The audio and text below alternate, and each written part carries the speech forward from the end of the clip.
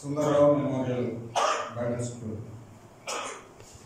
విద్యార్థులందరికీ మరొకసారి ప్రేమపూర్వకంగా స్వాగతం తెలియజేస్తూ ఈనాటి సెకండ్ క్లాస్కి మనం ముందుకు సాగుతాం.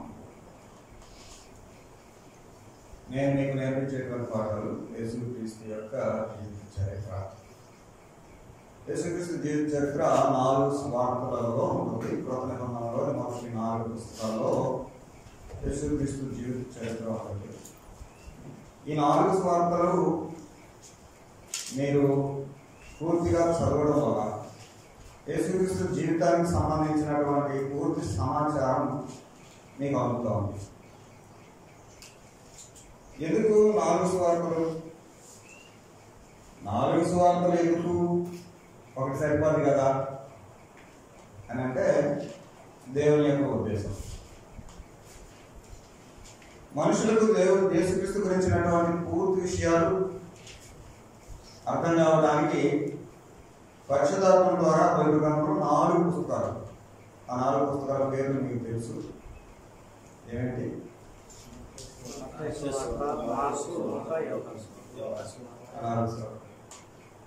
నేను మీకు గతసారి చెప్పిన విధంగా ఈ 2 years పీరియడ్లో మీరు 66 పుస్తకాలని నేర్చుకుంటారు. 66 పుస్తకాలు ముందు వరుస పెట్టి నేర్చుకునే పేరు అని చెప్పారు. మీ క్వశ్చన్ పేపర్లో కూడా ఫస్ట్ క్వశ్చన్ అదే. ఎంతమంది చేస్తాను పెట్టారు? అయితే స్టూడెంట్స్ అది ఫస్ట్ చేయాల్సిన పని. నెల అయిపోయింది, ఇంకా మనం నేర్చుకోలేదంటే బాగుంటుంది. సరే, యేసుక్రీస్తు జీవితానికి సంబంధించినటువంటి విషయాలను మనం నేర్చుకుంటామా? మీకు ఈరోజు నేను చెప్పబోయేటువంటి పాఠాన్ని మీకు ఈ పేపర్లో ఇస్తాను. దీన్ని కొంత వివరించుకుంటూ వెళ్తాను. ఇది అందరికీ పనిచేసేయండి, ఒక్కొక్కటి. ఎందుకనంటే సమయం తక్కువ ఉంటుంది కాబట్టి మీకు ఇన్ఫర్మేషన్ అంతా మిస్ కాకుండా ఉండడానికి బ్రీఫ్గా అక్కడ ఉన్నటువంటి సమాచారాన్ని మీకు సిద్ధపరిచి ఇవ్వడం జరిగింది. సో మీరు దాన్ని ఫాలో అవుతూ రావచ్చు. సరే, 4 సువార్తలు ఎందుకు? ఒక సువార్త సరిపోదా అనే దానికి 4 సువార్తలు కావాలి. 4 సువార్తలు మనిషికి కావాలి. ఎందుకు అని అంటే యేసుక్రీస్తు గురించినటువంటి పూర్తి సమాచారం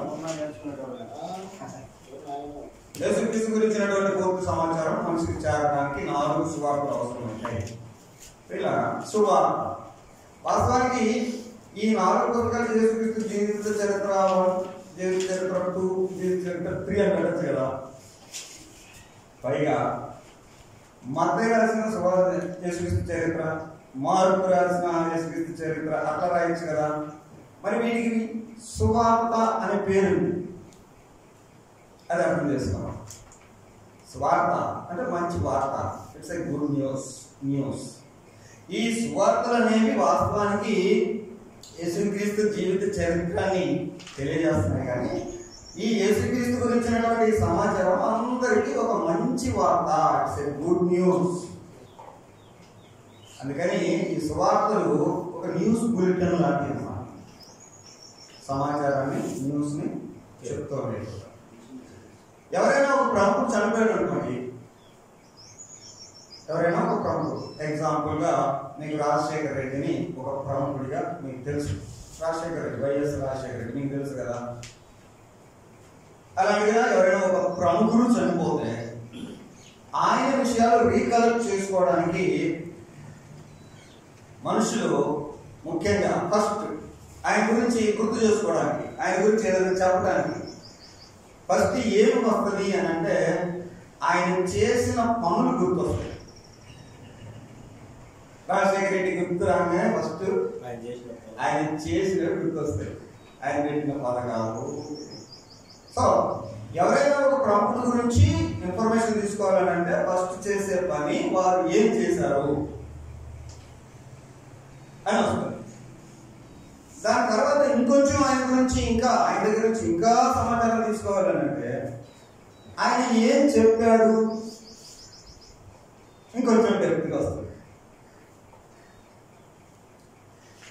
ఆయన గురించి చెప్పిన సరే ఆయన ఇలా చెప్పేవాడు అనేదాన్ని ఆయన ఇంకా మనం తీసుకొచ్చినట్టు, ఇంకా ఆయన గురించి పూర్తిగా అర్థం చేసుకోవడానికి అసలు ఆయన వ్యక్తి ఏంటి, అసలు ఆయన ఎలాంటి వాడు అని ఆయన మీద కేర్ స్టడీ చేసి ఆయన ఇలాంటి వాడు ఇది ఆయన అని ఆయన వ్యక్తిత్వం గురించి చెప్తారు.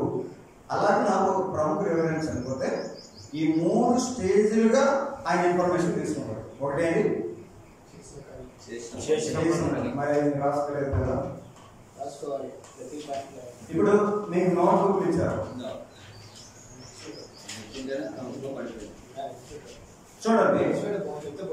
ఇప్పుడు నేను మీకు ఇచ్చినటువంటి స్ట్రీట్ లో నేను చెప్పే సమాచారం అంతా ఉండదు, బ్రీఫ్ గా టాపిక్ మాత్రం మీ దగ్గరికి చేరుతానా, దాని ఎక్స్ప్లెనేషన్ నేను మాట్లాడుతున్నాను. అవి మీరు నోట్ చేసుకుంటుంటే మీ నోట్స్ లో ఎక్కినప్పుడు మీ దగ్గర ఉంటుంది కదా. అది ఫాలో ఎవరైనా ప్రముఖ చనిపోతే 3 స్టేజ్లో ఆయన సమాచారాన్ని తీసుకుంటారు. ఒకటి ఆయన చేసినవి, 2 ఆయన చెప్పినవి ఇంకొంత ఇన్ఫర్మేషన్ ఇస్తాయి, తర్వాత ఆయన వ్యక్తిత్వం గురించినటువంటి విషయాలు ఇంకా విషయాలు అందజేస్తాయి. ఇదే ప్యాటర్న్ యేసు ప్రభు యొక్క జీవితాన్ని మనకు తెలియజేస్తాం. ఈ 4 సువార్తలో ఈ 3 కనపడతాయి. ఏమేమి కనపడతాయి? ఆయన చేసినవి కనపడతాయి, తర్వాత ఆయన చెప్పినవి కనపడతాయి, అసలు ఆయన ఎలాంటి వాడు అనే విషయాలు కనపడతాయి. యేసుక్రీస్తు ఎంత అద్భుతమైనటువంటి వ్యక్తి అంటే 250 కంటే ఎక్కువగా పేర్లు మరియు బిరుదులు కలిగిన ప్రముఖుడు. ఎవరైనా ఒక ప్రముఖుడు అని నేను ఎగ్జాంపుల్ ఒక ఆయన చెప్పాను. మరి యేసుక్రీస్తు ఈ లోకంలో జీవించినటువంటి మనుషులందరికంటే ఆయన జీవిత చరిత్ర కదా మనం స్టడీ చేసేది. ఆయన ఎంత ప్రముఖుడు అని అంటే అసలు ఆయనకి టైటిల్స్ నేమ్స్ 250 పైగా ఉన్నాయి. నీకేంటి తెలుసు? తెలిస్తే మనకు కొన్ని తెలుస్తాయి. మహాని ఆలోచన చేస్తే 10, 15, 20, 30 చెప్తానే అంత ప్రముఖుడే. కాబట్టి 4 విషయాల్లో 4 సువార్తలలో ఆ ప్రముఖుడైనటువంటి యేసుక్రీస్తు ఆ మరణం, ఆయన ఎందుకు వచ్చాడు, ఆయన జీవిత చరిత్రాన్ని ప్రజలకు తెలియజేయాలనే ఉద్దేశంలో ఒక న్యూస్ బులెటిన్ గా 4 సువార్తలను మనకు అందించారు దేవుడు. ఈ 4 సువార్తలలో ఒక్కొక్కరు యేసుక్రీస్తును ఒక్కొక్క విధంగా మనకు ప్రజెంట్ చేశారు. ఇది గత పాఠంలో నేను మీకు చెప్పాను ఈ విషయం. మత్తయి సువార్తలో ఆయనని ఎలాగ ప్రజెంట్ చేశారు? ఆయన ఒక యూదుల రాజు. మార్కు సువార్తలో ఆయన ఒక మనుష్య కుమారుడు. లూకా సువార్తలో ఆయన ఒక లోక రక్షకుడు. యోహాను సువార్తలో ఆయన దేవుని కుమారుడు. ఇలాగా ఆయన గురించి ఒక్కొక్క విషయాన్ని ఒక్కొక్క గ్రంథకర్త రాశారు 4 సువార్తలు. ఈ సువార్తలలో 4 సువార్తలలో మొట్టమొదట రాయబడినటువంటి ఆ సువార్త మార్కు సువార్త. మీకు ఫస్ట్ మత్తయి సువార్త ఉంటుంది కదా అని మత్తయి కాదు, మార్కు సువార్త మొట్టమొదటిలో రాయబడింది. నేను పోయినసారి క్లాస్లో కూడా ఏ సువార్త ఎప్పుడెప్పుడు రాశారు అనే టైం కూడా మీకు చెప్పాను. ఓకే, సరే గాడిపోదాం. యేసుక్రీస్తును ఫస్ట్ ప్రజెంట్ చేసింది, ఆయన గురించినటువంటి ఆయన జీవిత చరిత్రని మొట్టమొదటిగా రాసింది మార్కు సువార్త. నేను మీకు ఏం చెప్పాలని ఆశిస్తున్నాను ఈ క్లాసులో అంటే మొదటిగా గుర్తుపెట్టుకోవాలి. ఇందులో ఉన్నటువంటి లోతైన మార్గాలు ఇవన్నీ మీకు చెప్పడానికి నేనేం లేను. ఈ క్లాస్ అయిపోయేసరికి మార్కు సువార్త గురించినటువంటి పూర్తి అవగాహన మీకు వస్తుంది. మార్కు సువార్తలో 16 అధ్యాయాలు ఉంటాయి. ఈ 16 అధ్యాయాల గురించినటువంటి పూర్తి సమాచారం మీకు చేరుతుంది ఈ క్లాస్లో. అలాగే ఈ 2 years లో ఏం జరుగుతుంది చెప్పండి? 66 పుస్తకాల ఇన్ఫర్మేషన్ మీ దగ్గర వస్తుంది. అది కదా, ఇందులో ఉన్నటువంటి మర్మాలు, లోతులు, ఆత్మీయ అర్థాలు అవన్నీ మీకు చెప్పడానికి సమయం సరిపోతుంది కదా. సో బేసిక్ ఇన్ఫర్మేషన్, అసలు మార్కు సువార్త ఏంటి, అసలు ఏమి ఉంటాయి. ఈ క్లాస్ అయిపోయేసరికి మార్కు సువార్త మీద మీకు ఆకలి ఉంటుంది. మార్క్స్ వార్త ఏ మొక్క చదివినా కూడా మీకు ఒక అవగాహన వచ్చేస్తుంది. మార్క్స్ వార్తలో ఏ పదం చదివినా కూడా ఇది కదా అని మీకు అర్థమైంది ఎప్పుడు క్లాస్ విన్న తర్వాత. సో ఫస్ట్ రాయబడినటువంటి స్వార్త యేసుక్రీస్తు జీవిత చరిత్రని ప్రజలకు తెలియజేయడానికి ఫస్ట్ రాసినటువంటి స్వార్త మార్కు స్వార్త. ఇది రాసిన వారు మార్కు, అందుకని ఆయన పేరు మీద మార్కు స్వార్త అంటారు. ఇది రాసిన వారు మార్కు. ఈయనకి 2 పేర్లు ఉన్నాయి. మార్కస్ అని రోమేలకు సంబంధించిన గ్రీక్ పేరు, ఆయన పేరు మార్కస్. అది రోమా ప్రభుత్వంలో ఒక రోమా అఫిషియల్ నేమ్ అని మార్కస్ అని. అయితే ఇతను యూదుడే. ఇతను యూదుడు కాబట్టి హెబ్రీయులకు సంబంధించినటువంటి పేరు, ఇతని పేరు యోహానా, ఇంగ్లీష్లో జాన్ అంటారు. అందుకని ఈ గ్రంథకర్తను బైబిల్లో ఎక్కడ చూసినా కూడా ఈ 2 పేర్లతో పలుకుతారు. ఏంటంటే జాన్ మార్క్. ఈ జాన్ మార్క్ ఒక మంచి యూదులకు సంబంధించినటువంటి కుటుంబానికి పుట్టినవాడే. ఇతని తల్లి పేరు మరియా. ఇతని ఊరు వచ్చేసి ఎరుషలేము. ఇతని ఇల్లు వచ్చేసి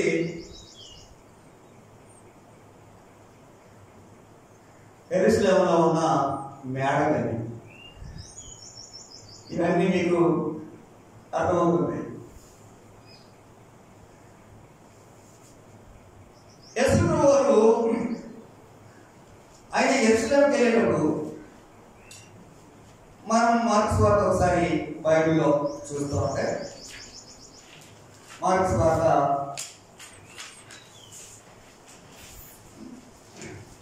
14వ అధ్యాయం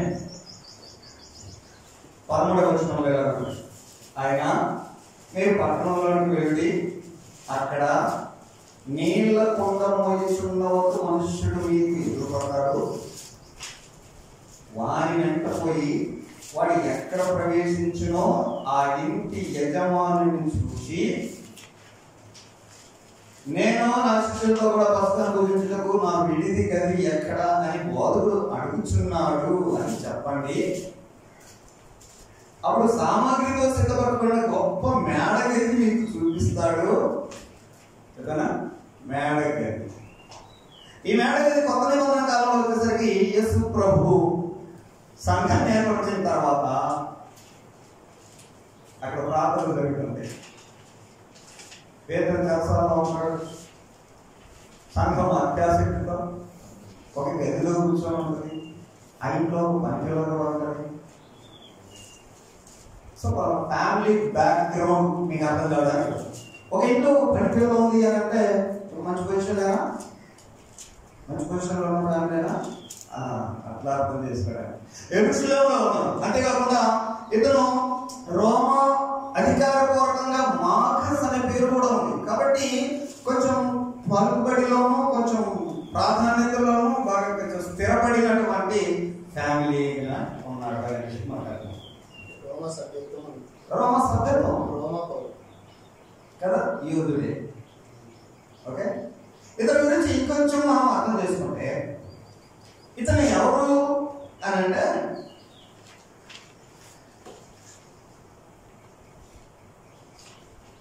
మార్క్స్ వార్తలోనే 14వ అధ్యాయంలో 51వ వచనం ఉంటుంది. యేసు ప్రభు గెత్సేమనే తోటలో ఉన్నప్పుడు జరిగిన ఒక చిన్న సంఘటన.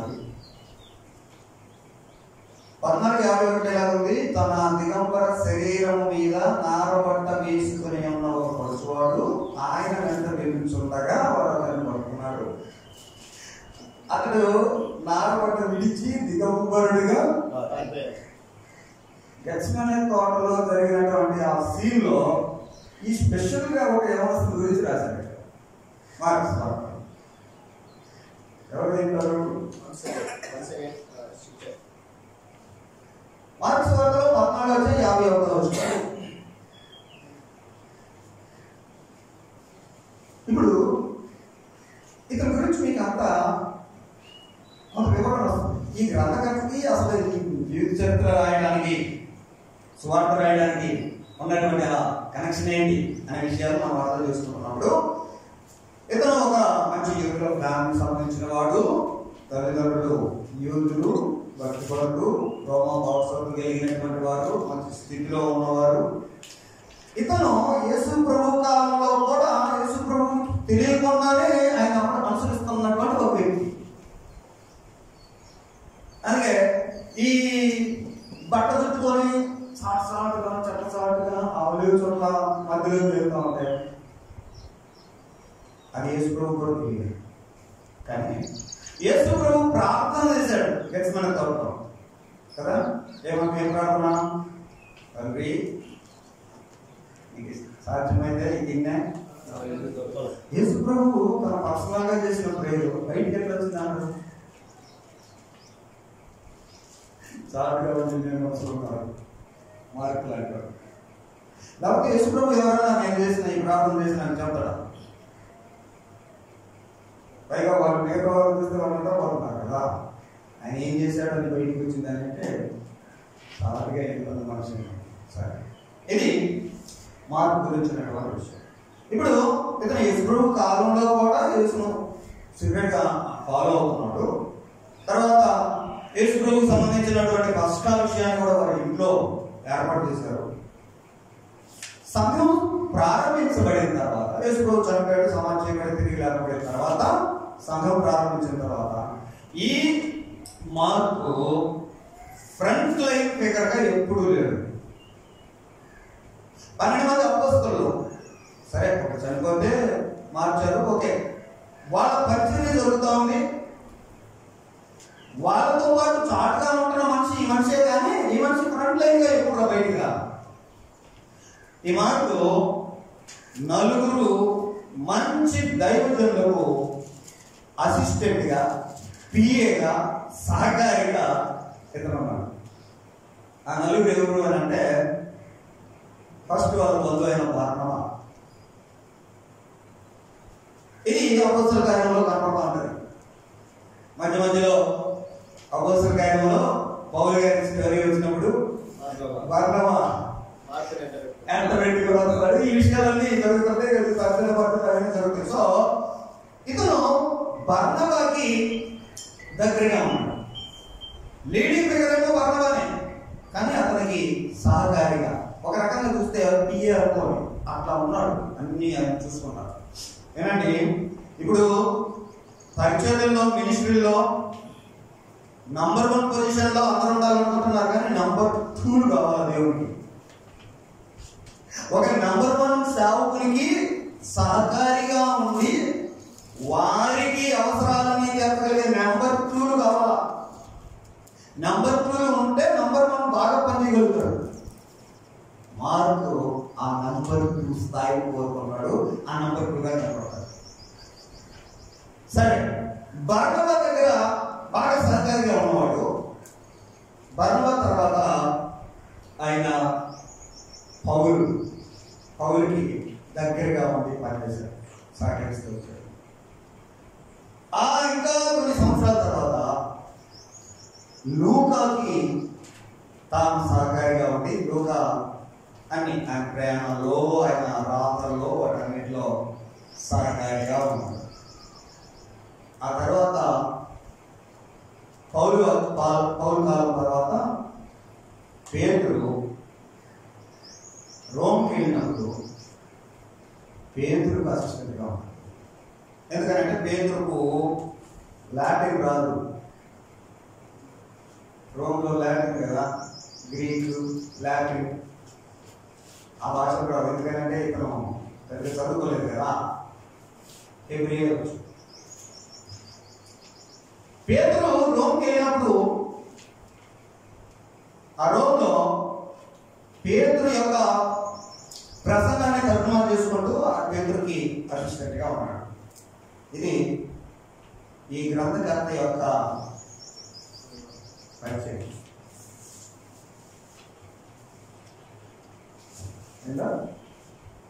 మార్కు సువార్త అనేది మార్కు ద్వారా రాయబడింది. ఈ మార్కు ఎవరు అనేటువంటి విషయాన్ని మీకు వ్యవహరిస్తూ వచ్చారు. ఈ మార్కు నలుగురు మంచి దైవ సేవకులకు సహకారిగా ఉన్నాడు. లాస్ట్లో పేతురు దగ్గర ఉన్నాడు. ఇలా ఉన్నటువంటి ఈ మార్కు, జాన్ మార్కు సువార్త రాయడానికి ఏంటి రీజన్ అని అంటే ఇప్పుడు స్టార్ట్ అవుతుంది. సువార్త రాయడానికి కారణం ఏంటి అని అంటే ఆ రోజుల్లో పేతురు, యేసు ప్రభు తర్వాత పేతురు లీడింగ్ ఫిగర్.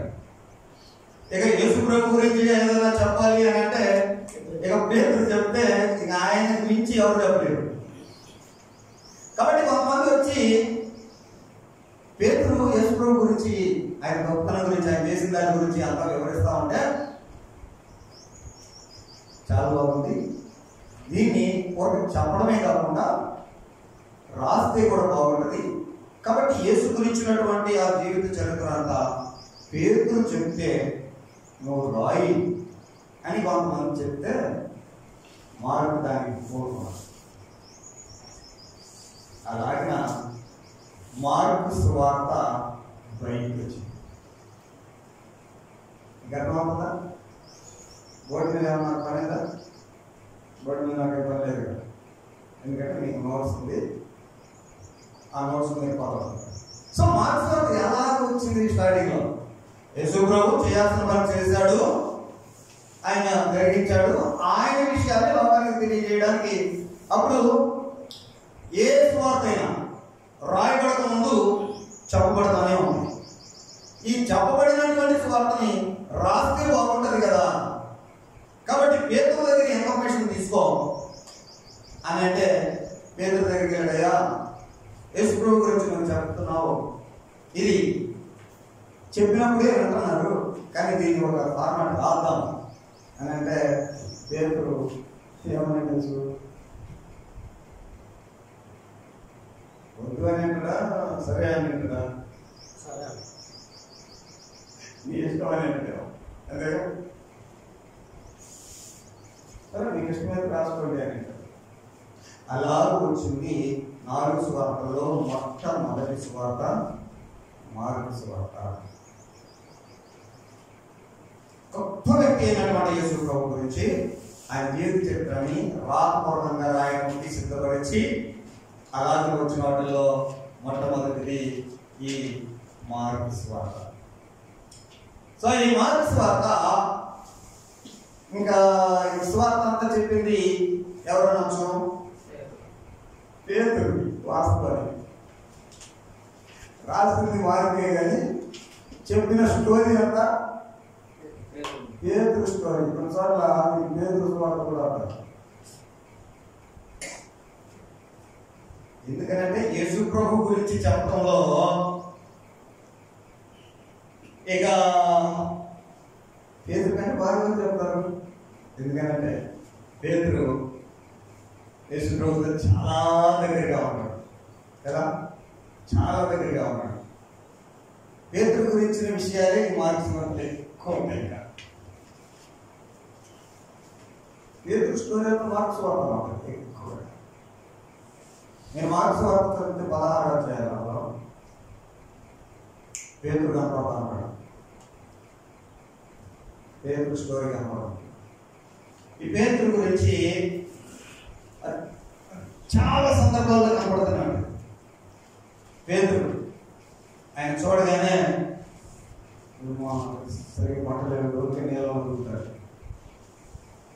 యా ఇలాగనే ఈ ముందు మేము ఇంటుండాలన్నా, ఎందుకనంటే వాళ్ళు చేపలు పడతా కొంచెం డ్రెస్ సరిగా ఉంటుంది కదా, సిగ్గుపడి గురికి నీళ్ళలో దాక్కుంటుంది. అంటే నీళ్ళు అంతేకాదు, నేల మీద నడుస్తాడు. పేతురు ఏమైనా తర్వాత చేపలు పడడానికి మళ్ళీ వెళ్ళిపోతాడు. ఇవన్నీ మార్క్స్ వార్త, పేతురు యొక్క స్టోరీలన్నీ ఉంటాయి. మీకు తెలుసు పేతురు ప్రతిదాన్ని ఏం పెడతా ఉంటాడు కదా, అన్నింటి అడగబడుతూ ఉంటాడు. అంటే ఒక రకంగా ఒక చిన్న వచ్చిందని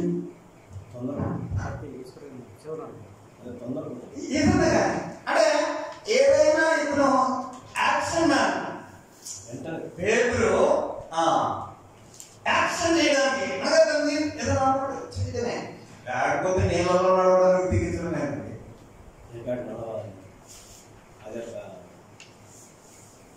ఎవరైనా నడుస్తున్నాడు మనిషి, ప్రభు నువ్వు నడుస్తున్నావా? ఎప్పుడు నడుస్తాయి కానీ నీకు వస్తుందా? దేహము నీకు అనిపిస్తుందా? ఆ ఊహ వస్తుందా? సో పేతురు ఒక యాక్షన్ మ్యాన్. తమ్ముడు చెప్పినట్టుగా వెంటనే చేయాలి. ఇప్పుడు మార్క్స్ వార్తలో వెంటనే అనే పదం 41 సార్లు ఉంది.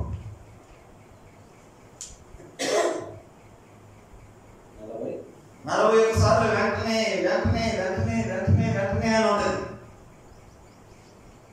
ఇప్పుడు మీకు ఏమర్థమవుతుంది చెప్పండి? ఎవరైనా ప్రముఖుడు చనిపోతే ఆయన గురించిన ఇన్ఫర్మేషన్ బయటికి చెప్పాలంటే ఫస్ట్ ఫేజ్ ఏంటి? ఆయన చేసినది. ఇప్పుడు మీకు అర్థమవుతుంది కదా, యేసు ప్రభువు గురించి లోకానికి అందజేయడానికి ముందు ఆయన చేసినవి. అందుకని మార్క్స్ వార్తలో ఎక్కువగా ఆయన క్రియలే కనపడుతూ ఉన్నాయి. మార్క్స్ వార్తలో కొండ మీద ప్రసంగం ఉండదు, మైదానంలో చేసినటువంటి ఆయన ప్రసంగం ఉండదు. అదే ప్రసంగాలు మీరు వేరే స్వార్థలో మత్తయిలో లోకాలు కనుక చదివితే 2-3 అధ్యాయాలు కవర్ అవుతుంది ఒక్కొక్క ప్రసంగం. కానీ మార్కు ఎలా రాశారంటే ఆయన చెప్పిన వాటి దగ్గరికి వెళ్ళాలి. ఆయన చేసినవి చేసుకుని రాసుకున్నాడు. అందుకని అన్ని ఇన్సిడెంట్ వెంటనే ఇక్కడికి వెళ్ళాడు, వెంటనే అది జరిగింది, వెంటనే ఇది జరిగింది, వెంటనే ఇది జరిగిందని మార్క్స్ వార్త చాలా స్పీడ్గా ఉంటాయి. వెంటనే స్పీడ్గా ఉంది కదా. ఇంకా మంచి విషయం ఏం చెప్తానంటే, పేతురు అలా వివరిస్తున్నాడు యేసు ప్రభు జీవితాన్ని.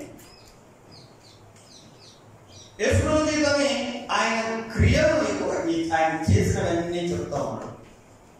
ఇక్కడ పేతురు తన బలహీనతల గురించి స్వార్థలు ఎక్కువ చెప్పాడు. అంతేగాని పేతురు ఏదైతే సాధించాడో తన గొప్పతనాల గురించి మార్చుకోవాలని నీకేం కాదు. ఎగ్జాంపుల్ చెప్పానా, ఆయన సాధారణ మా వెనుకకు అని అన్నాడు. ఎవరికి? పేతురు. పేతురు ఎవరు చూసుకోరు అన్నట్టుగా అనగా తను చేసిన పొరపాట్లు, తన బలహీనత గురించి మార్క్స్ వార్తలు ఎక్కువగా చెప్పారు. అంతేగాని నీవు పేతురు ఈ బండ మీద సంఘాన్ని కడతాను కానీ అలాంటి మార్క్స్ వార్తలు లేవు. మీకేమర్థమవుతుంది? యేసుక్రీస్తు జీవిత చరిత్ర మార్కు ద్వారా బయటకు వస్తుంది అని అంటే,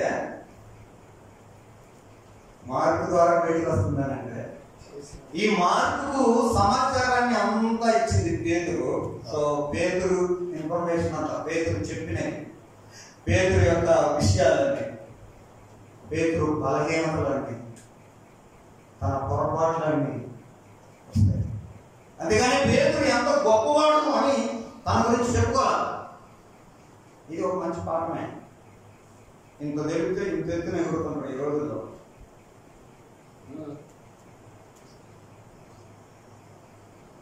కానీ పేతురు తన బలహీనతలనే ఎక్కువ. ఈ మాట 8:33 ఒకసారి చదివితే, 8:33 ఏముంది?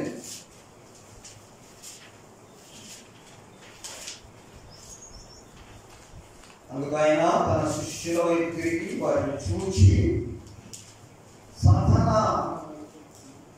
నా వెనుక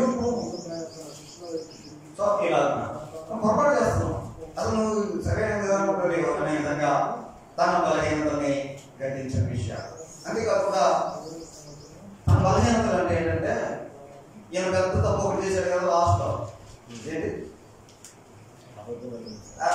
ఆయన గురించి నాకు లేదు, ఆయన కూడా నాకు లేదు, ఒట్టు ఉంటారు పెట్టుకున్నాడు కదా, ఆ విషయాలు ఉన్నాయి. అనగా తను ముంగిన విషయాలు ఉన్నాయి, కానీ తాను ఎలా సరి చేయబడ్డాడు అనే విషయాలు కూడా మార్పు స్వార్థలు లేవు. ఇతను ఎలా సెట్ అయ్యాడో నీకు అర్థం కావాలంటే నువ్వు మళ్ళీ యోహాను స్వార్థ చదవాలి. మార్పు స్వార్థలో తన బలహీనతలు, తన పొరపాట్లు, ఆ విషయాలన్నీ పేరు చెప్తూ వస్తాయి. సరే, ఇక గ్రంథం దగ్గరికి వద్దాం. ఈ గ్రంథంలో ఎక్కువగా ఆయన అద్భుతాల గురించి, ఆయన చేసిన, యేసుప్రభు చేసిన క్రియల గురించి, ఆయన చేసిన పనుల గురించి వివరించారు అని చెప్పాను. దాదాపు మార్కు సువార్తలో 18 అద్భుతాలు ఉన్నాయి, కానీ బోధలు మాత్రం 4 ఉన్నాయి. అదే వేరే సువార్తలో తీసుకున్నారు అనుకోండి, ఉపమానాలు మత్తయి సువార్తలో 18 చెప్తే లోకాల 19 చెప్పాడు. సో ఇక్కడ బోధల మీద కాన్సన్ట్రేషన్ కాదు, ఆయన చేసిన పనుల మీద కాన్సన్ట్రేషన్. యేసు చేసినవే వెంటనే వెంటనే వెంటనే వెంటనే అంతేకాకుండా మార్కు సువార్తలో యేసు పుట్టు గురించి ఏం లేదు. ప్రారంభం ఎలాగైంది మార్కు సువార్త? మొదటి అధ్యాయంలో స్టార్ట్ అయింది. దేవుని కుమారుడైన యేసుక్రీస్తు సువార్త ప్రారంభం. ఇదిగో నా దూతను మీకు పంపుతున్నాను, ముందుగా పంపుతున్నాను అని యోహానుతో స్టార్ట్. అంటే యోహాను దగ్గర స్టార్ట్ అయింది సువార్త. ఎందుకు యేసు పుట్ట గురించి లేదు సువార్తలో? ఎందుకు లేదంటే పేతురుకి యేసు అట్లే పరిచయం. ఆ పరిచయాన్ని పేతురు చెప్తున్నారు. సో ఆయనకి ఎక్కడి నుంచి అవగాహన ఉందో ఆ విషయాలన్నీ చెప్తున్నారు. మరి లోక ఎలా రాయగలిగాడు? ఆయనది క్రిస్మస్ స్టోరీని, యేసు ప్రభు పుట్టిన సమాచారాన్ని లూక ఎలా రాయగలిగాడు? లోక కూడా లేదు కదా, మరి ఎలా రాశాడు?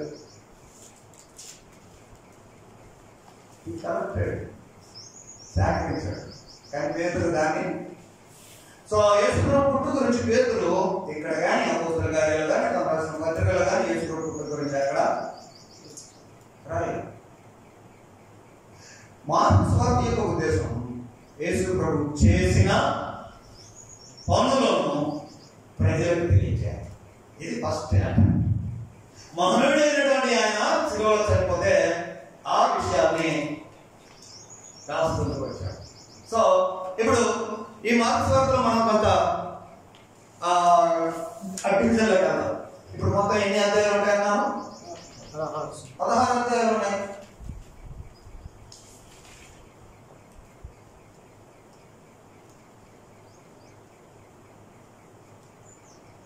ఇప్పుడు దాకా మనం నేర్చుకున్నటువంటి అంశాలు ఏంటి? 4 సువార్తలు ఎందుకున్నాయని నేర్చుకున్నాం. ఇందులో గ్రంథకర్త అయినటువంటి మార్కు ఇన్ఫర్మేషన్ నేర్చుకున్నాం. ఆ మార్కుకు ఇన్ఫర్మేషన్ ఇచ్చిన పెద్ద గురించి నేర్చుకున్నాం. మరి అందులో ఉన్నటువంటి సమాచారం ఏదో కొంత గ్రంథ విభజన చూసుకున్నాం. ఎలాగ రాయబడింది ఈ మార్కు సువార్త అంటే, ఈ మార్కు సువార్త యోర్దాను దగ్గర ప్రారంభమైంది. అదే కదా మనం ఇలా ఫస్ట్ యోర్దాను నది దగ్గర బాప్తిస్మం ఇచ్చే యోహాను దగ్గర వచ్చింది.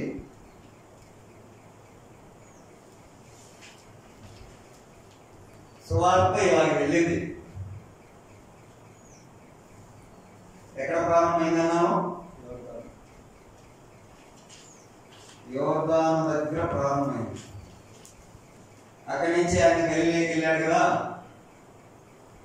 సో గలిలయ దగ్గర, గలిలయలో తన పని. ఆ తర్వాత పైకి ఒకటి పెట్టారు, అలా పైకి పెట్టి ఈ పైన ఇది ఏంటంటే హెర్మోన్.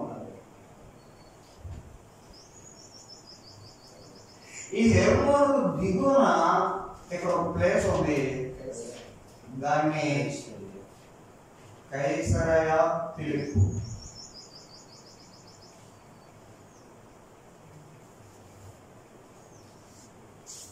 ఈ ఎత్తైనటువంటి ప్రదేశంలో ఇంక మళ్ళా డౌన్ అయ్యాడు, కిందకి దిగాడు. కిందకి దిగి యెరూషలేముకి వెళ్తూ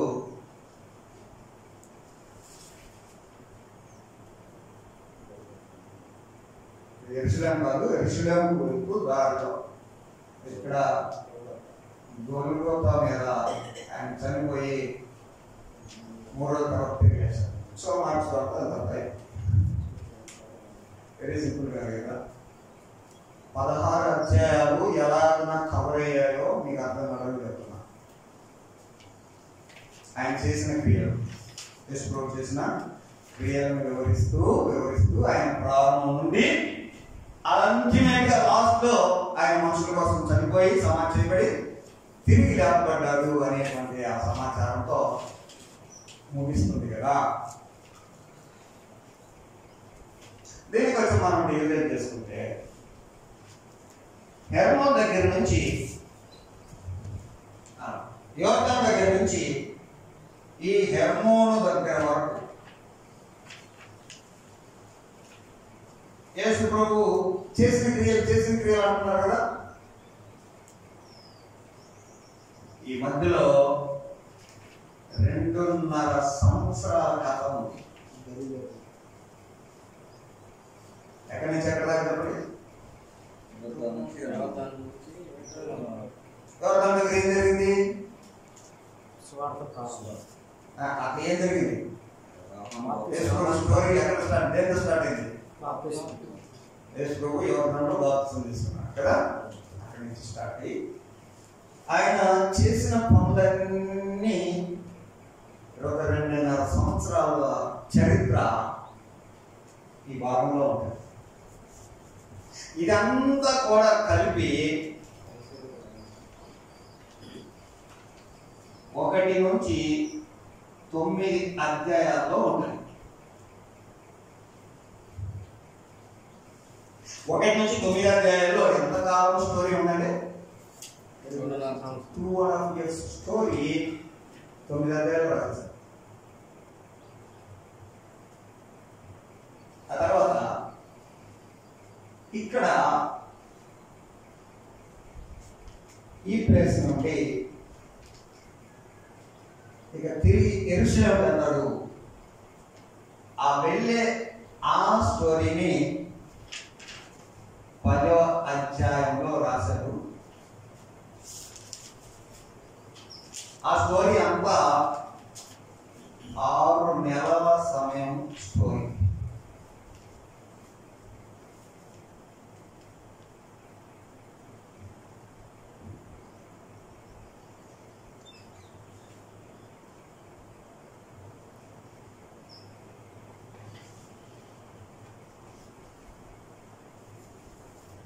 ఓకే, ఇక తర్వాత ఏమేమి ఉన్నాయి? ఎన్ని అధ్యాయాలు ఉన్నాయి? 11 నుంచి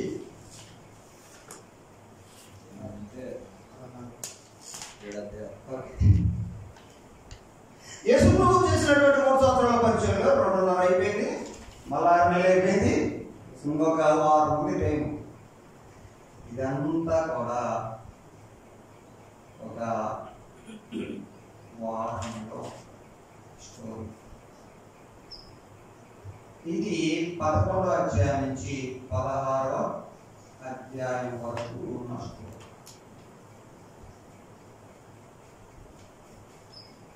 టైము ఇక్కడే ఉంది.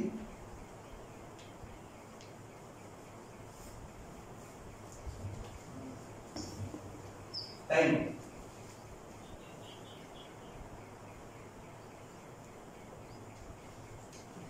అర్థమైంది కదా.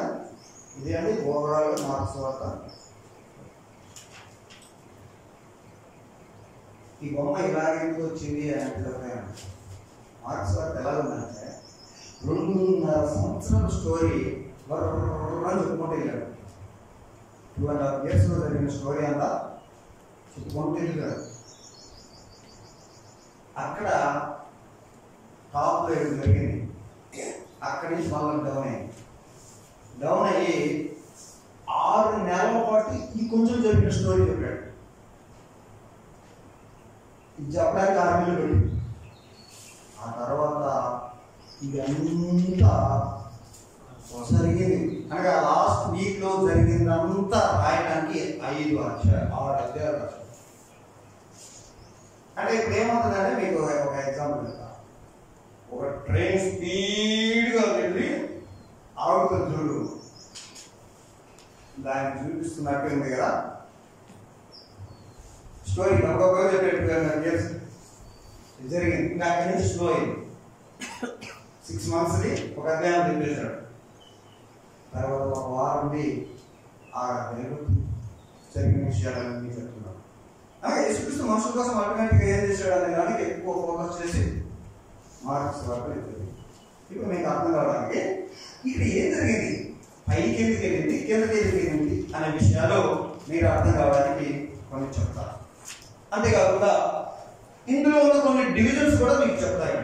ఇప్పుడు మొదటి 2.5 సంవత్సరాల కాలంలో ఏం జరిగింది అనుకున్నాము?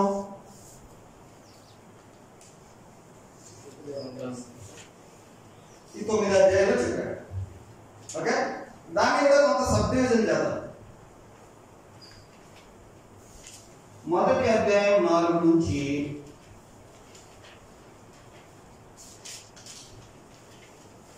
3వ అధ్యాయం 12 వరకు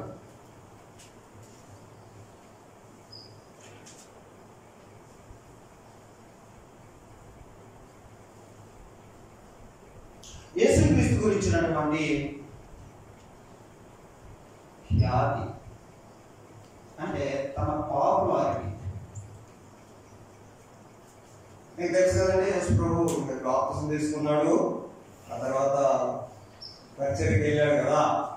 వెళ్తే గుట్టలు జనసమూహం గుంపులు ఆయన కీర్తి వ్యాపించింది. సో బాగా పాపులర్ అయిపోయాడు. ఎక్కడ దాకా? మొదటి అధ్యాయంలో నుంచి 3వ అధ్యాయం 12వ వచనం దాకా యేసు ప్రభు యొక్క పేరు మారుమోగిపోతోంది.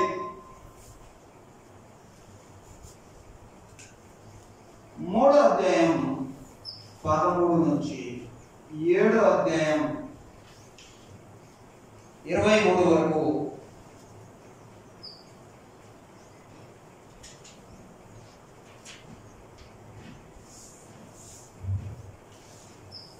బాగా పేరు వస్తుంది. ఇప్పుడు ఏం జరిగిందో చూడు. వ్యతిరేకత. ఎవరి ద్వారా వ్యతిరేకత?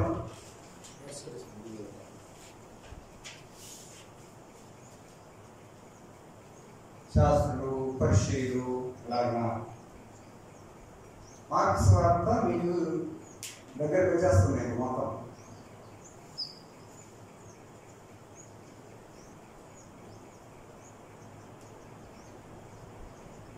మూడవ 11 నుంచి 7వ అధ్యాయం 23 దాకా ఆపోజిషన్స్ వచ్చాయి. ఆ తర్వాత 7వ అధ్యాయం 24 నుంచి 9వ అధ్యాయం 50 దాకా ఇక అందరినీ కాదు కానీ 12 మంది శిష్యులను టార్గెట్ చేసి యేసు ప్రభు వాళ్ళకి చెప్పుకోవచ్చు. మీకు వేరే స్వార్థం చదివినప్పుడు కూడా ఇన్ఫర్మేషన్ మీకు బాగా ఉంటుంది కదా. గుంపులు వచ్చారంటే మరి వచ్చారు, తిన్నారు, 1000 మంది ఆహారం యేసు ప్రభు చేసినాయి చూడండి. ఇలా చేసిన వాటిలో ఆయన చేసేటప్పుడు పబ్లిక్ విస్తారంగా చేశారు. ఎప్పుడైతే ఆయన ఫేమ్ బాగా హైప్లోకి వెళ్ళిందో ఇక అక్కడ తిరిగి వాళ్ళు వచ్చారు. వాళ్ళతో సమస్యలన్నీ చాలా. ఇవి మీరు స్వార్థ చదువుతూ ఉంటే 3వ అధ్యాయం నుంచి 7వ అధ్యాయం దాకా అపోజిషన్స్ కనపడతా వస్తాయి. ఆ తర్వాత వీళ్ళందరూ కాదు, ఆయన ఎన్నుకున్నటువంటి 12 మంది శిష్యులను పోగు చేసుకొని మీరు ఇలా అని 12 మంది మీద ఫోకస్ చేసి జరిగింది. ఓకే, తర్వాత ఇక్కడ మనం గమనిస్తాం 10వ అధ్యాయం 6 నెలల స్టోరీ అని చెప్పారు కదా. ఇక 10వ జరిగినటువంటి విషయం ఏంటి అనేది ఒకసారి మనం చూద్దాం. ఒకసారి చూద్దాము. 9వ అధ్యాయం చదవండి ఒకసారి.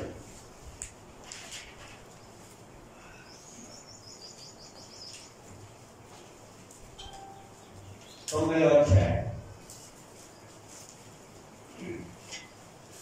9వ అధ్యాయం స్టార్టింగ్ లో ఏముంటుందంటే, ఆయన నిలిచిన వారిలో కొందరు దేవుని రాజ్యం బలంతో చూచు వరకు మరణం కూడా చూడని చెప్పారు. 6 దినాలు అయిన తర్వాత ఆయన పేతురుని యోహాను ఎండబెట్టుకొని ఎత్తి ఒక కొండ మీదకి ఏకాంతంగా పోయి రూపాన ఇది ఎత్తైన దేశం చెప్తారు. ఈ ఎత్తైనటువంటి ప్లేస్ కిందనే ఈ హెర్మోన్ కనుభోగం కలిసి ఫిలిప్పీయం కైసరయ కొంచెం కింద చదువుదాం. అందులో ఆయన వస్త్రములు ప్రకాశమైనవి మిగుల తెల్లనివి అయిన లోకమందు ఏ చాకలి కూడా అంత తెల్లగా చదువు చేయలేదు. మరియు మోషే ఏలియా వారి కనబడి చేస్తూ మాట్లాడుతున్నారు. అప్పుడు పేతురు బోధకుడా, మనం ఇక్కడ ఉంటే మంచిది, నీకు మోషేకి ఏలియాకి మొత్తం పాఠశాలను నువ్వు పెట్టేస్తామన్నాడు. వారు మిగులు భయపడ్డారు. సో 7వ వచనం, మేఘం ఒకటి వచ్చి ఆయన కమ్ముకుంది, నేను ఆనందించుతున్నాను అంటే ఇది రూపాంతర అనుభవం. శిష్యులు కొండ దిగి వస్తామంటే మనిషి కుమారుడు మృతుల్లో లేచినప్పుడే కానీ అక్కడ ఉంది, కానీ చూసిన వాటిని ఎవరితో మీరు చెప్పవద్దు అని. ఆ రూపాంతరం నా విషయం మీరు చూసారు. ఏం చూసారు వాళ్ళు? మనం ఏం చూసారు? చదివాడు కదా,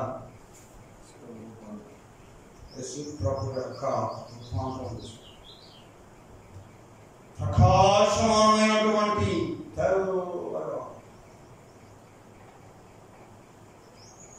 బట్టలు తెల్లయా లేకపోతే ఎదురు ఎక్కడి నుంచి బట్టల నుంచి వచ్చిందా, మనుషుల నుంచి వచ్చిందా? యేసులో నుండి ఆ లైట్ వచ్చిందా లేకపోతే బట్టల నుండి వచ్చిందా అన్న? బట్టలు కాదు, తెల్లయి. ఆయన లోపల ఉన్న వెలుగు వస్తా అంటే బట్టలు ట్రాన్స్పరెంట్ అయితే ఓకే. అక్కడ జరిగిన సందర్భం ఏంటంటే, మీరు చూసింది ఎవరు చెప్పదు అని చెప్పి మృతుల్లో నుండి లేచుతానుగా ఏంటో వాళ్ళు అర్థం చేసుకుంటున్నారు. అప్పుడు డిస్కషన్ జరిగింది. ఏలియా ముందు వస్తాడు అని చెప్పారు. ఇట్లా ఆ డిస్కషన్ కైసరయ ఫిలిప్పీలో జరిగిన డిస్కషన్ ఏం జరిగింది అని అంటే, ఓకే చూడండి, 2.5 years గా ఆయన క్యాబ్ పెరుగుతూ ఉంది, ఒకరు చూసి వస్తున్నాయి, ఆయన చేసేది చేస్తున్నాడు, తాను ఎవరో అది జరుగుతూ ఉంది. ఈ కొండ కింద జరిగిన డిస్కషన్ ఏంటంటే, మనిషి కుమారుడు గురించి ఏమనుకుంటున్నారు అని అడిగాడు యేసు. అడిగితే వాళ్ళు అన్నారు, కొంతమంది వేరు అని అన్నారు. అప్పుడు యేసు పేతురు అన్నాడు, మరి నేనైతే శిష్యుల్ని అడిగాడు, 12 మంది ఫోకస్ చేశాడు కదా, మీరైతే ఏమనుకుంటున్నారు అని అంటే పేతురు అన్నాడు, ఏమని? నీవు సజీవుడు దేవుని కుమారుడైన క్రీస్తు. అందుకని ఈ హైట్ ప్లేస్ దాకా తీసుకెళ్ళింది స్టోరీ. అర్థం చేసుకోండి. సువార్త ఎందుకు రాయబడిందో, ఆ రాయబడినటువంటి క్రమంలో జరిగినటువంటి విషయాలు మీరు అర్థం చేసుకుంటే, ఆయన ఎవరో అనేది ప్రజలు తమకు తాము తెలుసుకోవాలి. పేతురుని అడిగాడు, పేతురుకు చెప్పాడు, నీవు సజీవుడు దేవుని కుమారుడు అని అంటే ఓకే అని, ఇక యెరూషలేము పోదాం అని యెరూషలేము గారు. అప్పటి నుంచి ఆయన నేను చనిపోతాను, నేను సమాధి చేయబడతాను, మళ్ళా వేస్తాను అని చెప్పాడు. ఈ 2.5 సంవత్సరాల కాలంలో తన మరణం గురించి కానీ ఎక్కడ ఎవరితో ఏమీ చెప్పలేదు. అంతేకాకుండా అప్పుడే పేతురుతో చెప్పిన మాట ఏంటి?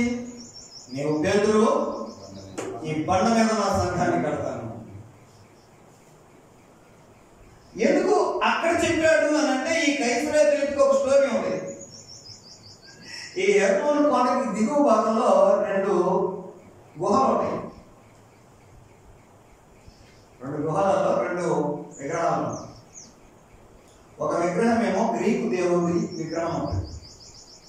ఆ విగ్రహం యొక్క ప్రత్యేకత ఏంటంటే ఆ గ్రీకు దేవుడు ఎప్పుడో ఒకసారి మంచిగా వస్తాడు అనే నమ్మకం కలిగినటువంటి విగ్రహాన్ని పెట్టుకోవడం. ఒక అరలో అది ఉంటుంది.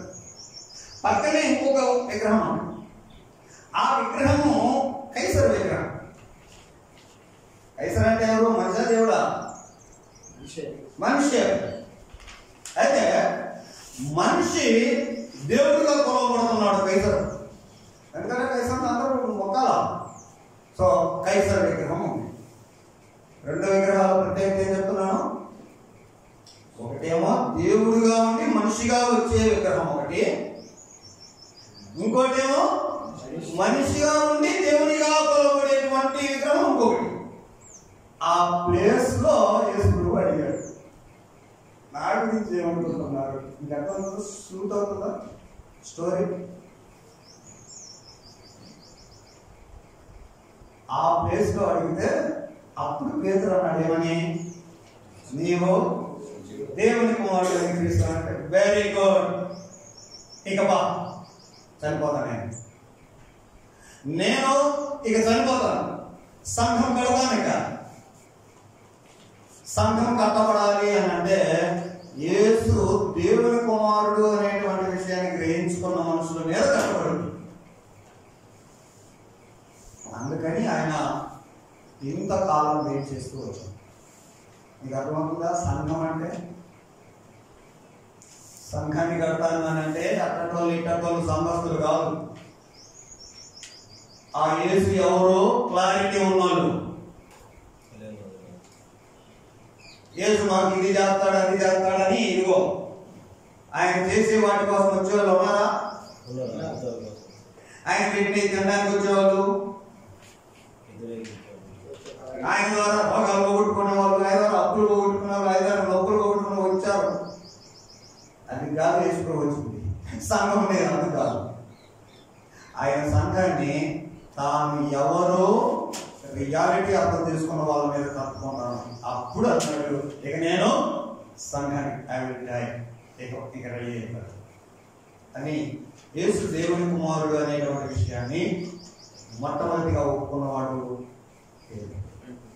అక్కడి నుంచి ఇంకా సంఘ ప్రణాళిక కొరకై ఇక ఆయన బయలుదేరి వచ్చాడు. ఆ ఎరికో ఆ ప్రాంతాలు ఉంటాయి. ఎరికేకి వచ్చాడు, అక్కడ గుడ్డు పిలిచాడు. ఈ స్టోరీ పనేది ఇక యెరూషలేము దగ్గరికి వచ్చాము అని 11వ అధ్యాయం ప్రారంభం. కాబట్టి ఇక యెరూషలేములో జరిగినటువంటి స్టోరీ అంతా ఆ మిగతా అధ్యాయంలో చక్కగా రాశారు. మార్క్స్ వార్త మీకు అర్థమవుతుంది అనుకుంటారు కదా.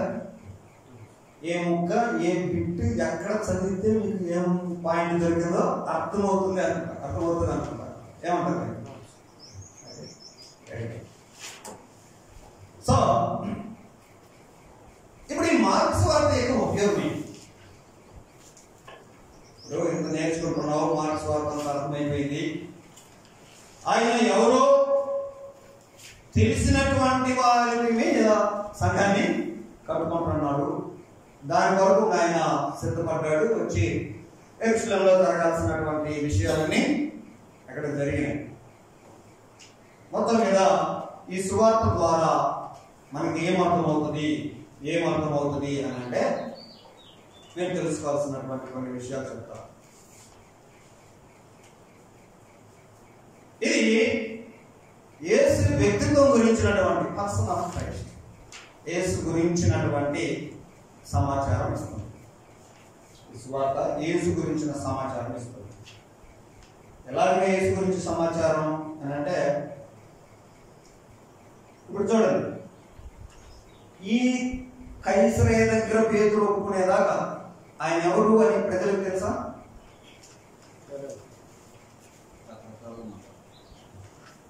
ఒకసారి 5వ అధ్యాయం కదా,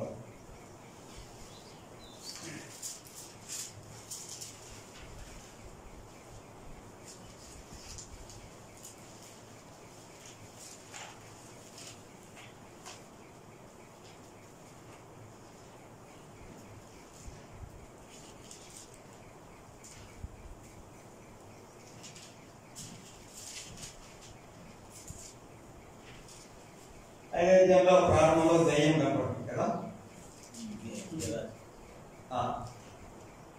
ఇలాగైనా దయ్యాలు నిలబెట్టాడు. ఆ దయ్యాలకు ఈయనెవరో తెలుసు. ఆ వచనాన్ని బట్టే తీశారు.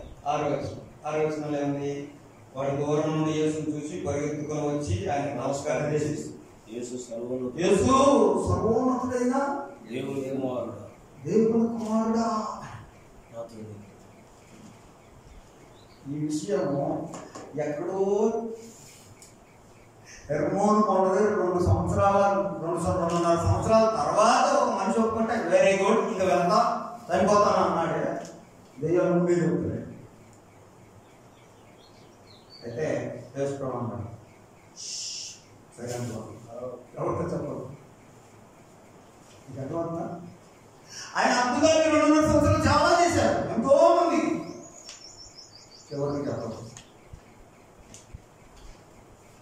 దీన్ని బయటకు చెప్పారు. ఈ విషయాన్ని బయటకు చెప్పదు. గమ్ముగా ఉండండి, సైలెంట్గా ఉండండి అని ఆయన అందరినీ కీర్తిస్తూ వచ్చాడు. అంటే తాను ఎవరో ఆయన వ్యక్తిత్వం గురించినటువంటి విషయాన్ని ఎప్పుడైతే దేవుడు బయలుపరచాలో ఎవరు బయలుపరచారు?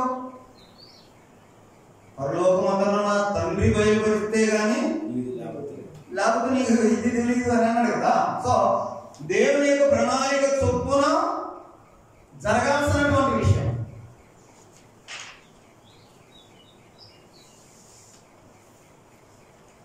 అలాగా ఆయన తనను తాను ముందుగా ప్రత్యక్షపరచుకోవాలి. తాను ఎవరు అనే విషయం స్ట్రిక్ట్ ఆర్డర్స్ వేసారు.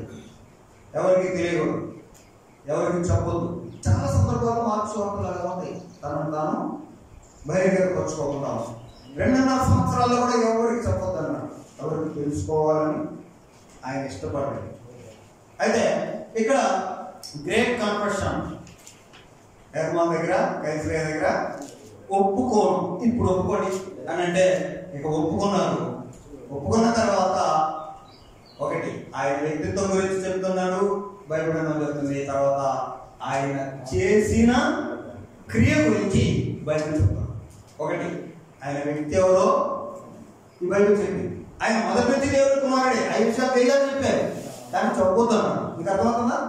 ఆయన యాక్టివ్గా ఎవరో, ఆయన జీవిత చరిత్రలో ఆయన ఎవరో అనే విషయం మొదటి నుంచి ఉంది. కానీ ఎప్పుడైతే బయట పెట్టాలో అప్పుడే బయట పెట్టాడు. సో ఆయన వ్యక్తిత్వం గురించి విషయాలు చెప్పారు. ఆ తర్వాత ఈ వారంలో ఆయన చేసిన క్రియ గురించి చెప్పారు. ఆయన చేసిన క్రియ ఏంటి? అద్భుతం కదా, ఇంకోసమే కదా. స్వార్థలన్నీ మరణ సమాధి పునరుత్థానంతో ఆయన చేసిన అద్భుతమైన క్రియ, అద్భుతమైనటువంటి క్రియ. సో ఆ క్రియ గురించినటువంటి అంశాల్లో మీకు ఒక ఇన్ఫర్మేషన్ ఇస్తారు. ఏంటి అంటే, ఆయనని తీర్పులు తీర్చడానికి వెళ్ళారు. ఆయన మనుషుల కోసం చనిపోవాలి. ఆయన చనిపోవడంలో 2 రీజన్స్ ఉన్నాయి. ఒకటి మానవ సంబంధమైన రీజన్. మనుషులుగా చెప్పింది ఆయన చనిపోవడానికి కారణం ఎవరంటే మనుషులే. మనుషులు ఒక కారణం, దేవుడు ఒక కారణం. మనుషులు ఎలా కారణమో చెప్తాను. ఆయన యెరూషలేముకి వెళ్ళినప్పుడు జరిగినటువంటి ఆ విషయాలన్నింటిలో ఎప్పుడు వీళ్ళు అపోజిషన్ వస్తూనే ఉన్నారు. సరే, ఆయన పట్టుకోవాలనుకున్నారు. ఆయన మీద పెట్టినటువంటి నేరారోపణ ఏంటి అని అంటే, ఇతను దేవుని కుమారుడు అంటున్నాడు, ఒక రకంగా దేవుణ్ణి అంటున్నాడు అనేది యేసు ప్రభు మీద వేసిన నేరారోపణ. ఏమండి? దేవదోషం చేస్తున్నాడు. ఎట్లా దేవదోషం చేసినట్టు మీరు చెప్పండి. ఏమన్నాడు ఆయన? దేవుడు కుమారుడు. దేవుడు కుమారుడు అంటే దేవుడుగా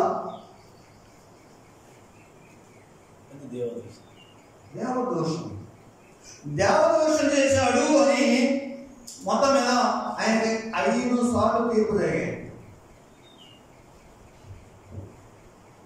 ప్రధాన యాజకుల దగ్గర అన్న అక్కడ ఒక ఏమంటారు దాన్ని సభ. తర్వాత కయప,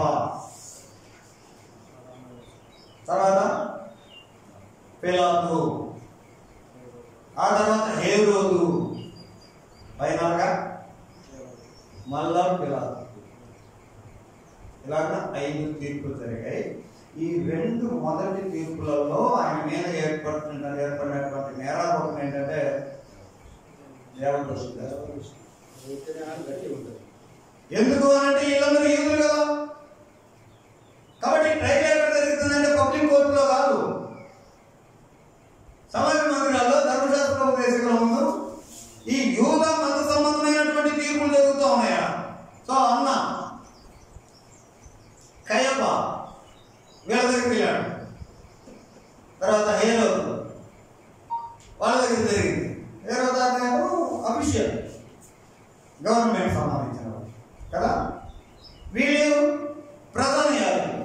సో ఇప్పుడు జరిగినటువంటి ఈ యోగ మత సంబంధమైనటువంటి ఈ తీర్పుల్లో మానవులు పెట్టినటువంటి నేరారోపణ దేవదోషం జరుగుతున్నాడు. ఎందుకంటే మాకు దేవుడు ఒక్కడే, నువ్వు వచ్చి దేవుడు అంటావా అనే.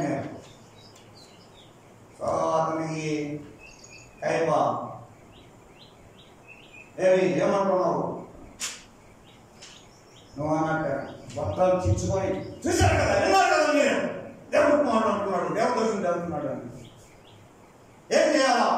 70 మంది చంపేయాలా అని అన్నారు. చంపేయాలా అని అంటే చంపడానికి వాళ్ళకి అధికారం ఉంది. ఎందుకంటే ఆ ప్రావిన్స్ అంతా రోమా ఆధిపత్యం కదా, అది ఆధీనం. ఎవరు పడి దాన్ని నువ్వు చంపుతానంటే కుదరదు. మా మతం ఏంటి చెప్పి నేను చంపుకుంటానంటే కోర్టు కొట్టుకుంటా. మేము క్రైస్తవులు కాబట్టి ఈయన ఏలేస్తాం అని అంటే కేసు పెడతారు. కేసు కాదు, చట్టం మళ్ళీ. సో ఎవరు పెడతారు చంపడానికి? దేవదోషం చేశాడు కదా చంపుదామని అంటే. అందుకని మానవులు ఏం చేశారంటే పిలాతు దగ్గరికి కేసు వెళ్ళేసరికి దేవదోషణ నేను దేవుణ్ణి అనే దాన్ని మార్చి ఈయన రాజు అంటున్నాడు అనేది పెట్టారు. మీకు అర్థమవుతుందా? ఆయన చేసిన క్రియలలో ఈయన రాజు అంటున్నాడు అనేసరికి అది మళ్ళా చట్టమే కదా. ఏం నువ్వు రాజువా? నేను రాజు. ఇలాగ మానవ సంబంధమైన ప్రమేయం ఆయన మరణంలో ఉంది. కాబట్టి తప్పులేమి లేకపోయినా పిలాతు.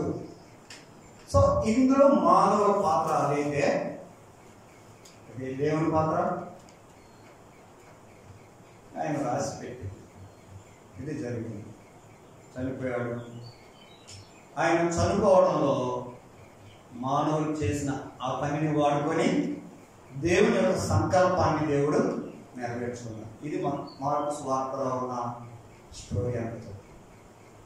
ఆయన చనిపోయాడు, అంత మాత్రమే కాదు, సమాధి చేయబడి తిరిగి లేపబడ్డాడు. చివరి అధ్యాయం పోతాం, 16వ అధ్యాయం. 16వ అధ్యాయంలో 9వ వచనం నుండి చదివితే 7 నుంచి మీరు వెళ్ళి ఆయన మీకంటే ముందుగా గలిలయ వెళ్తున్నాడని ఆయన మీతో చెప్పినట్టు ఆయన అక్కడ మీరు ఆయన చూతురు, ఆయన శిష్యులతోనూ పేతులతోనూ చెప్పండి అని అన్నారు. వారు బయటకు వచ్చి విశ్రాంతి వణుకుతూ సమాధి ఎదురు నుండి పారిపోయారు. వారు భయపడినందున ఎవరితో ఏమీ చెప్పలేదు. ఆదివారం తెల్లారినప్పుడు యేసు లేచి తాను 7 దినాలు వెలువడినటువంటి మగ్ధలేని మరియకు మొదట కనపడ్డాడు. ఆయనతో ఉండిన వారు దుఃఖపడి ఏడ్చుండగా ఆమె వెళ్ళి ఆ సంగతిని వారికి తెలియజేసింది. కానీ ఆయన బ్రతికి ఉన్నాడని ఆమెకి కనబడినని వారు విన్నా కూడా నమ్మలేదు. ఆ తర్వాత వారిలో ఒక పల్లెటూరు నుండి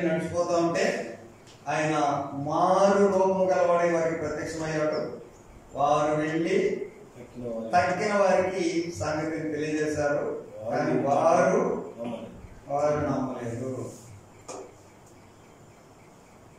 సో ఇలాగ ఆయన చనిపోయిన స్టోరీ అంతర్గతంలో యేసు ప్రభు స్టోరీ అంతర్గతంలో. తర్వాత విషయాలు ఏముంటాయంటే ఆయన చనిపోయి తిరిగి లేచి సంఘం ఏర్పడిన తర్వాత జరిగిన విషయాలు. ఇప్పుడు మార్కు ఈ విషయాన్ని కలిగిస్తాం, గమనిస్తాం. మార్కు సువార్త ఓవరాల్ పిక్చర్ మీకు వచ్చింది అనుకుంటాం. ఎన్ని అధ్యాయాలు ఉంటాయి? 5, 6 అధ్యాయాలు చదువుతుంటే మీకు ఏం కనపడుతుంది?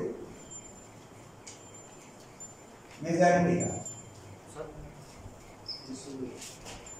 5, 6 అధ్యాయాలు చదువుతుంటే ఎలాంటి సమాచారం మీకు అక్కడ కనపడుతుంది? 5, 6 ఆ ప్రాంతాలు చదువుతాను. ఓవరాల్ గా ఆయన అద్భుతాలు, ఆయన క్రియలు ఎక్కువగా కనపడుతుంది. నేను స్పెసిఫిక్ గా కొన్ని అధ్యాయాలు చెప్పాను కదా.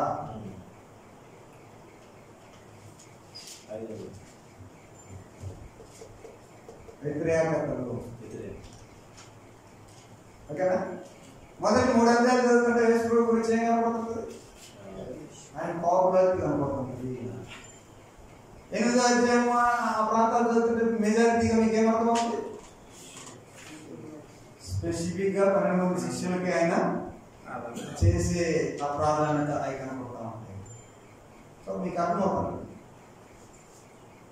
మార్కు సువార్తను మీరు మీకు మీరుగా ధ్యానించి మార్కు సువార్తలో ఉన్నటువంటి ఇంకా అనేకమైన సంగతులు మీరు తీసుకోవాలని, ఈ సువార్త మీకు ఈజీగా పిక్చర్ అయ్యే అర్థమై కొరకెక్కాలని నేను మీకు ఈ టాపిక్ ఈరోజు చెప్పాను. ఏమన్నా డౌట్ అంటే అడగండి. రెండో నేరం సార్, మొదటి నేరం చెప్పినారు దేవుని కుమారుడు. రెండవది ఒకటి దైవ దోషణ, దాన్ని మార్చారు కదా రాజు అని చెప్తుంది.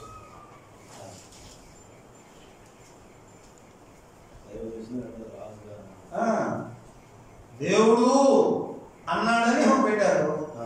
మరి వాళ్ళు చంపడానికి వాళ్ళకి రైట్స్ లేవు కాబట్టి రాజు అన్నాడయ్యా, మీరు రాజు అయితే. సో కేసు అలా బయట ఇంకేమనుకున్నాయి?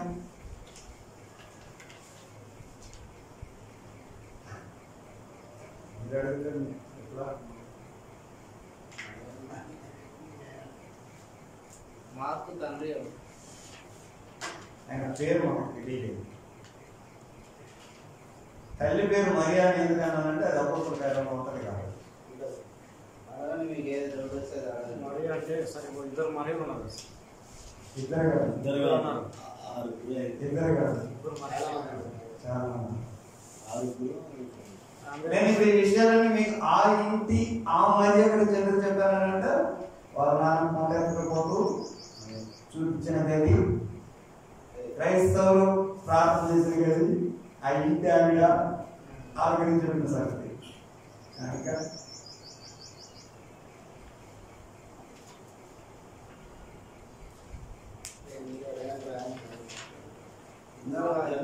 ఇప్పుడు మార్క్స్ చదవాలనిపిస్తుందా మీకు?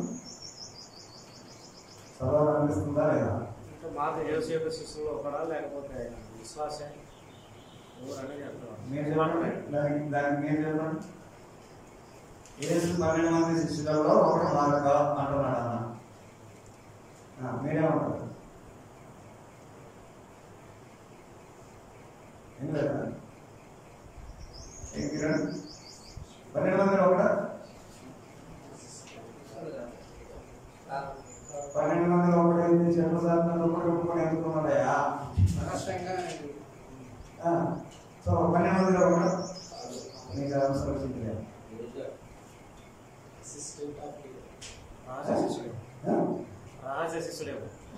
మధ్యలో ఒకటి కాదు, కానీ ఫాలో అవుతున్నాడు.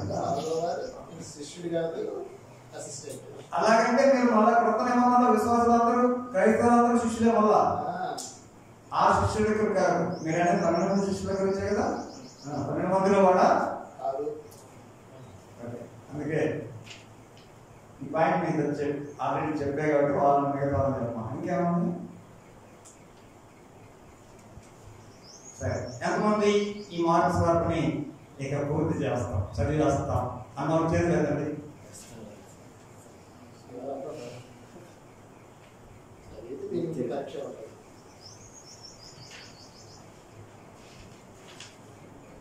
అరవై 66 పుస్తకాల్లో ఒక పుస్తకం మీకు ఇంట్రెస్ట్ పుట్టించినట్టు కదా, అది మీలో తెప్పించడానికే ఈ క్లాస్. అందులో చాలా సంగతులు ఉన్నాయి, ఇక వెళ్ళి చెప్పండి. ఓకే, థ్యాంక్ యూ ఫర్ ప్రార్థన. స్టూడెంట్స్ ఎవరైనా చెప్పడమే ఎవరన్నా అంటే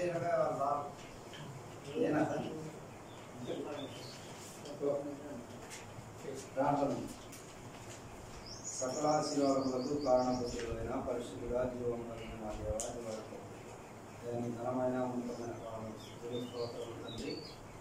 వేదాకాల శిక్షణలో తండ్రి 2 క్లాసులు దీంట్లో కూడా జ్ఞానము తెలివి తండ్రి మాకు మంచి జ్ఞానం ఇచ్చినారు తండ్రి. మాకు మంచిగా నేర్చుకోవడానికి మంచి జ్ఞానం ఇవ్వండి. ఇంకా 2 జరగబోయే క్లాసుల గురించి మాకు మంచి శక్తిని జ్ఞానము మాకు దయచేయమని మా ప్రభువు